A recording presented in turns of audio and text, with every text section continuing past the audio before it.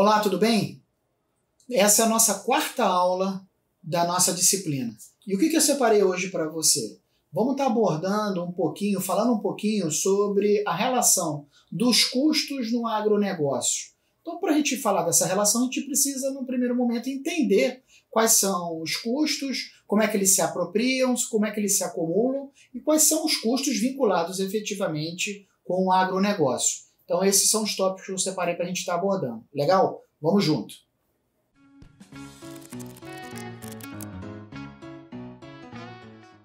Vamos entender, no primeiro momento, o que são custos, né? Custos, o Rogran, que é um autor consagrado no que diz respeito à leitura, classificação, interpretação e teorização dos custos, ele diz o seguinte, duas frases muito interessantes que eu acho que elas representam o objetivo maior do significado de custo. Ele diz que custos são sacrifícios, olha a palavra que ele usa, sacrifícios, renúncias que são praticadas para gerar uma determinada rentabilidade, para gerar um determinado resultado.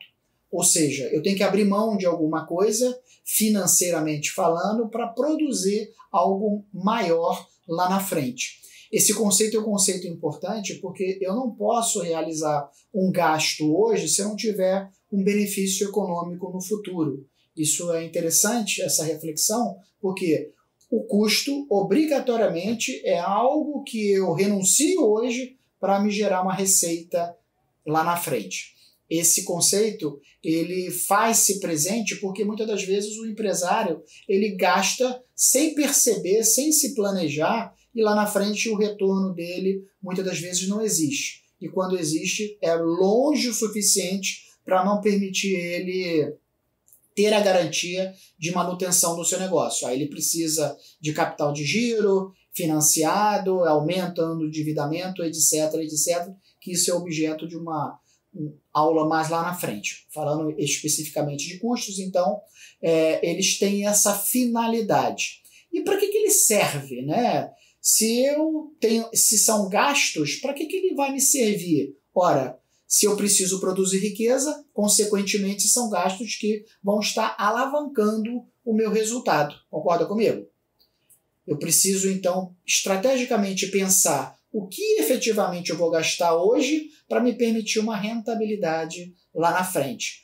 O que eu vou estar investindo hoje para me permitir um crescimento lá na frente. Então, se a gente fosse buscar, identificar onde estão esses custos estão associados, onde eles impactam efetivamente, eles impactam no meu bolso, eles vão estar impactando o meu fluxo de caixa. Eu preciso, então, ter um controle adequado do meu fluxo de caixa para me permitir só desembolsar, só desencaixar naquele momento que eu vou ter a garantia de um vínculo desse desencaixe com o ganho futuro. Então, ele impacta o meu fluxo de caixa. Ele impacta nos meus investimentos, porque onde eu vou investir, como eu vou investir, por que eu vou investir?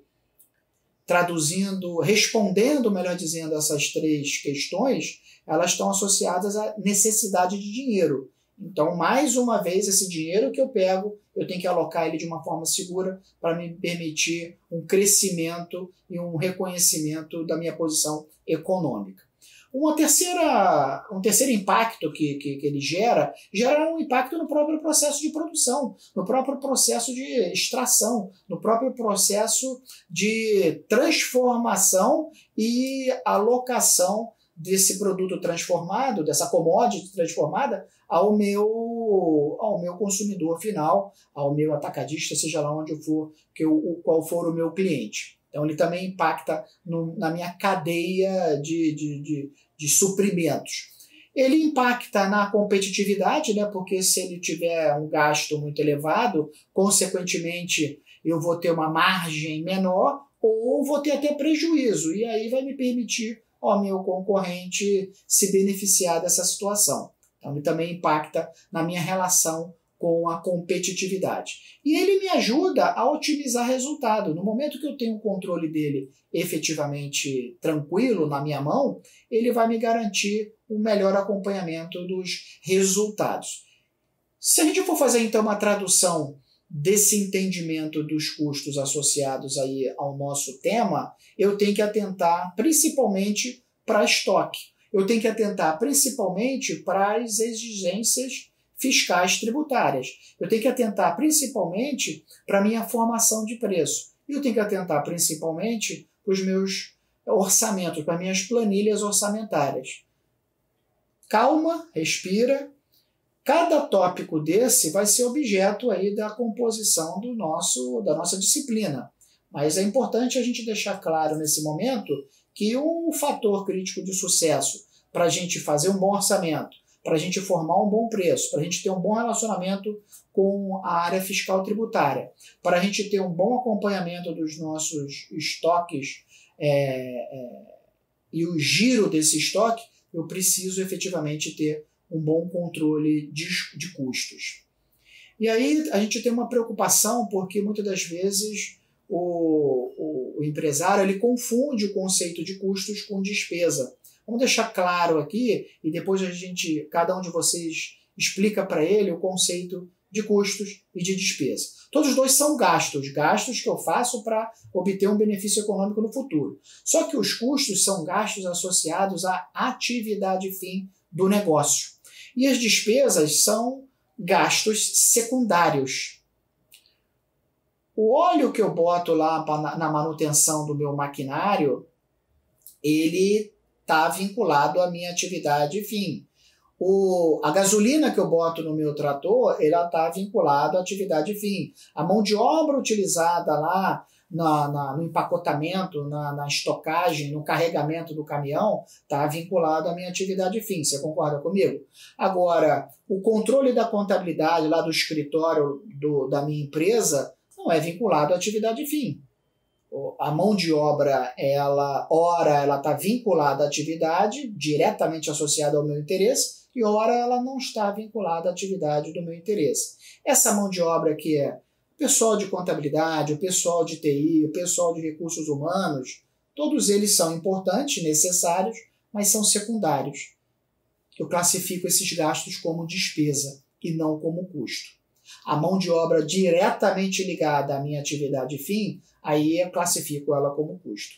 O carro que eu compro para o diretor, ele não pode ser considerado um investimento que eu faço no meu negócio diretamente associado. Agora, o trator que eu compro para manipular o meu plantio, esse sim é associado ao investimento associado ao meu negócio. Tá claro? Então a gente precisa entender aqui do conceito terminologia. Essa terminologia, então, ela vai nos facilitar a interpretação. Terminologia de quê? Terminologia dos custos. Então aqui eu estou falando de investimento. O que são investimentos? Investimento é tudo aquilo que eu aloco no meu ativo para produzir riqueza. Estou falando aqui do maquinário. Eu preciso, então, guarda contigo o conceito de gastos e desembolso. Gasto é tudo aquilo que eu faço um sacrifício, como o Roger sinalizou, para me gerar um benefício no futuro. E desembolso é quando efetivamente, financeiramente, eu estou realizando esse gasto. Porque eu posso assumir um compromisso contigo de te pagar uma dívida, mas só te pagar essa dívida no mês que vem. Tá entendendo? Quando eu pago a dívida efetivamente, eu preciso ter a grana. Aí é o conceito de desembolso. Isso é importante porque o ciclo de produção ele é diferente do ciclo financeiro. Quando eu compro um insumo para a minha produção, não necessariamente eu estou pagando esse insumo. Só depois que chega a nota fiscal, lá, a fatura para eu poder efetivamente pagar, é que eu vou estar naquela data desembolsando. Então o conceito de compromisso é diferente do conceito de desembolso. Guarda isso. Custos é a palavra, então, chave do nosso tema, né? Custos, guarda, por favor, que é o desembolso associado à atividade fim. E esse desembolso ele se dá de três formas. Ele pode estar associado ao desembolso do insumo da produção, né, a matéria-prima. Ele pode estar associado à mão de obra utilizada para manipular esse insumo. E tem um outro elemento que são os custos indiretos de fabricação, que são gastos que não são mensuráveis de forma clara. A gente vai falar nele já daqui a pouquinho, ainda nessa aula. Um outro elemento que você precisa guardar dentro da terminologia são as perdas. Né? As perdas. Eu estou produzindo e teve uma geada, então essa geada comprometeu ali a minha colheita. Isso foi uma perda, mas é uma perda rotineira ou uma perda não rotineira? Eu preciso, então, identificar se eu tenho perdas no meu processo de produção e, na sequência, identificar se essas perdas são rotineiras ou não. Perdas rotineiras, naturalmente, elas têm que ser absorvidas pelo processo de produção. Aí é uma deficiência do meu processo. Consequentemente, eu tenho que classificar essas perdas rotineiras, costumeiras, como custo do meu processo de produção. Agora, aquela perda que foi pontual, eu regulei, o meu funcionário regulou mal a lâmina da colheitadeira e aí, consequentemente, ela cortou menos do que deveria cortar e aí não cortou, não extraiu aquela plantação ali de milho, seja lá o que for, de forma devida, devido a uma falta de treinamento, uma falta de capacitação daquele funcionário, naquele maquinário, eu posso estar considerando isso como um gasto e não como custo. Aí você vai me perguntar, poxa, mas quando é que eu classifico como despesa, né, uma perda não rotineira de uma perda rotineira? Ora, se a perda for pontual, ela é ocasional, eu classifico ela como despesa. Se a perda ela for rotineira, eu classifico ela como custo. Por que isso é importante? Porque o custo quem paga é o cliente. A despesa quem paga é o negócio. Isso é muito importante. O cliente não se incomoda de pagar o custo. Então, você tem lá o custo do processo de produção, mais uma margem, um ganho, que a gente vai falar isso numa outra aula. Soma dos dois, eu tenho um valor final. Esse valor final é meu preço de venda.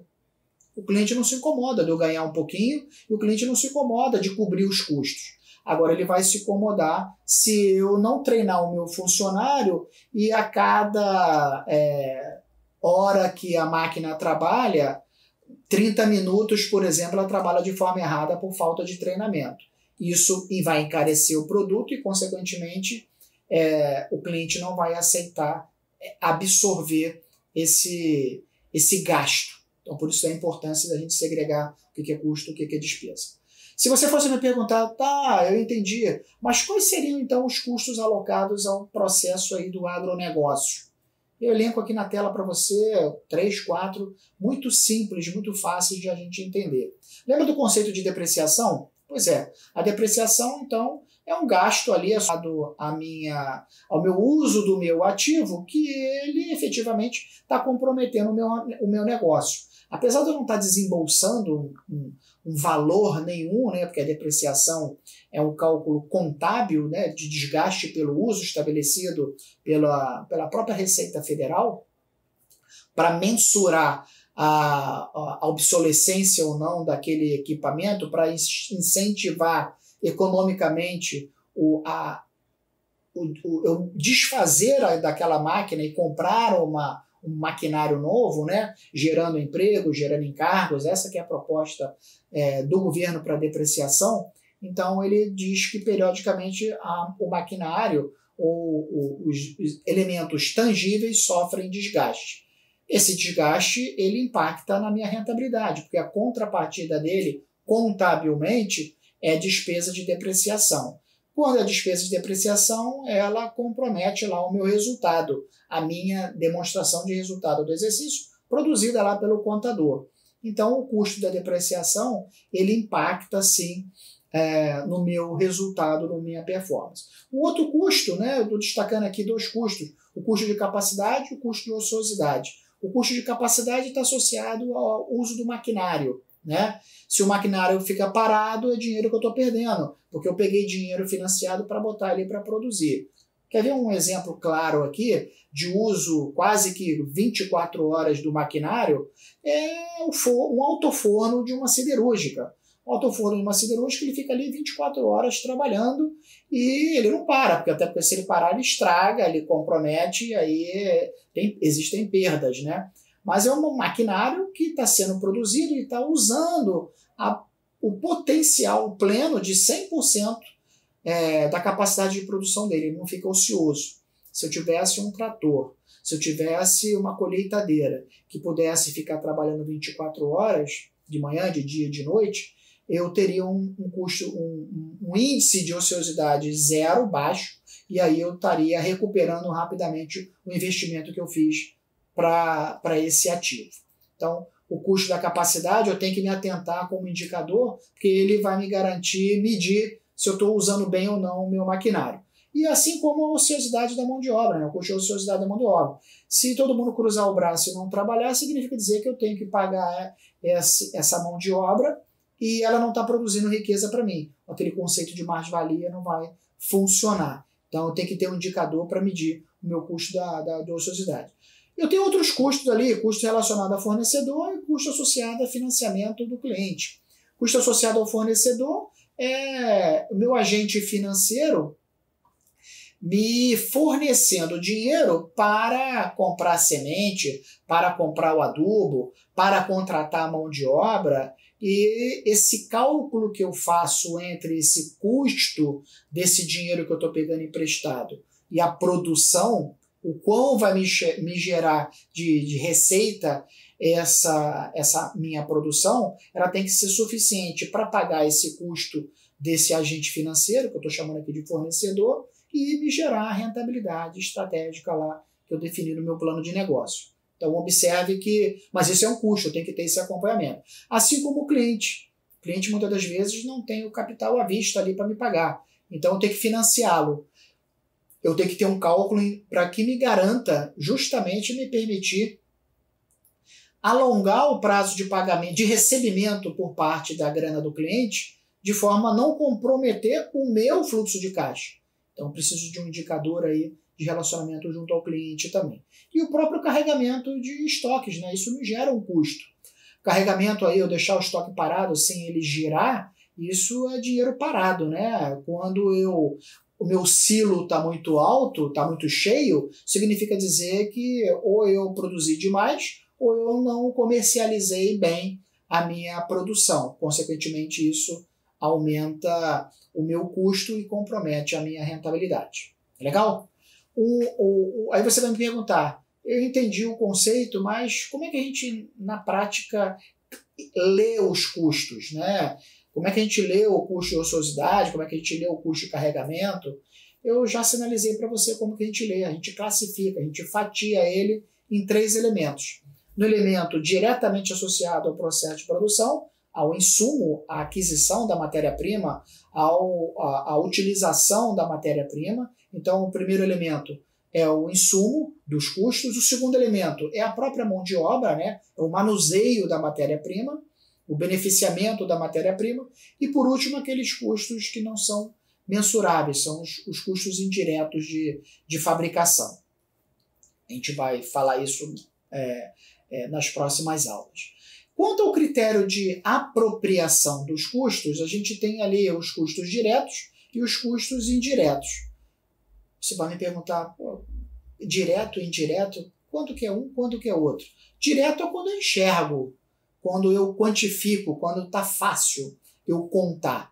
Eu, para produzir, por exemplo, essa camisa, eu precisei de uma gola. Então, essa gola está diretamente ligada à produção da camisa. Eu, para produzir essa camisa, eu precisei de um profissional, de uma mão de obra para usar lá o maquinário, para cortar lá, controlar o corte de forma adequada, costurar de forma adequada. Então, essa mão de obra eu quantifico, porque um funcionário ele produz 50 camisas por hora. 2 funcionários, ele vai produzir o dobro de camisas por hora. Ou seja, eu conto, fica fácil. Mas aí tem aqueles custos que eu não consigo contá-los. Tem aqueles custos que eu não consigo mensurá-los de uma forma clara. Aí o que eu faço? Eu faço um rateio. Imagine você vai numa pizzaria com seu amigo e você pede uma pizza, só que ele come muito mais do que você. Então você, na conta, ela tem que ser dividida proporcionalmente o quanto que a pessoa comeu. Porque você não pegou ali, não mediu a pizza, o diâmetro da pizza de forma adequada. Você foi para lá, para a pizzaria, para conversar com a pessoa, para descontrair, e aí, consequentemente, quando você percebeu, a pizza acabou. Mas você sentiu que você comeu pouco. E aí o que você tem que fazer? Você tem que botar um peso maior para o seu amigo pagar do que um peso o que você paga. Essa seria a forma justa. O custo indireto de fabricação, fazendo essa analogia, ele se dá da mesma forma. Vamos supor que você use uma determinada graxa para lubrificar o maquinário de produção das camisas, né? Então essa graxa que você comprou lá, um tonel, e você pinga todo dia de manhã na máquina para lubrificar a máquina ela precisa da graxa, ela consome a graxa. Mas você vai medir a gota da graxa que for usada em cada máquina? Não. Então você faz um rateio. Você pega aí a quantidade de camisas produzidas versus, comparativamente, ao galão de graxa que você usou na produção daquele dia. Então esse é o conceito do custo indireto de fabricação. E quanto ao comportamento? Quanto ao comportamento, eles se comportam de duas formas. O custo ele se comporta de forma fixa e de forma variável. O que é fixo? Fixo é aquele que permanece, aquele gasto, né, que eu tenho com o processo de produção, que permanece inalterado, independentemente do volume que eu tenho ali no meu processo de produção. Quer ver um exemplo? Um contrato. Eu tenho um contrato ali de manutenção das máquinas, de manutenção dos tratores, de manutenção das colheitadeiras. Ora, esse contrato que eu tenho com uma determinada empresa, vamos supor, ele é de 12 meses. Então, independentemente se a minha máquina está quebrando ou não, eu tenho que pagar ali um valor fixo, vamos supor, ao meu agente que está prestando o serviço. Vamos supor que o contrato se vê dessa forma. Então, geralmente, essa mão de obra indireta, né, desse contrato de manutenção de maquinário, ela é alocada de forma fixa, porque a máquina quebrando ou a máquina não quebrando, pode ser ali, eu tenho que pagar um valor fixo ao meu fornecedor. Um outro exemplo que eu posso dar para você é a segurança, né, do campo. Independentemente do volume de produção, eu tenho que colocar agentes para monitorar e acompanhar ali, dar segurança ao meu processo de extração e de beneficiamento. Se eu produzo 1 hectare, 2 hectares ou 50 hectares, independentemente disso, eu vou ter que ter ali uma fiscalização, uma ronda para me garantir a própria segurança do meu negócio. E eu tenho os custos variáveis. Os custos variáveis, como o próprio nome diz, ele vai variar de acordo com o processo de produção. Ou seja, maior volume, maior aumento de custo. Menor volume, menor aumento de custo. Eu estou falando aqui da própria mão de obra direta, né? Então, se eu preciso de um operador do maquinário, por exemplo, e agora eu tenho 2 maquinários, eu vou dobrar a necessidade da minha mão de obra. Consequentemente, ela vai variar de acordo com a minha capacidade de produção. Se eu trabalho 8 horas, se eu trabalho 16 horas, independentemente aí do tempo de manuseio, de utilização daquele maquinário. Legal? Então hoje a gente viu nesse nosso bate-papo o conceito de custos, os critérios de apropriação e os critérios de acumulação. Eu espero que você tenha entendido e qualquer dúvida fico à sua disposição. Um abraço, tudo de bom. Tchau.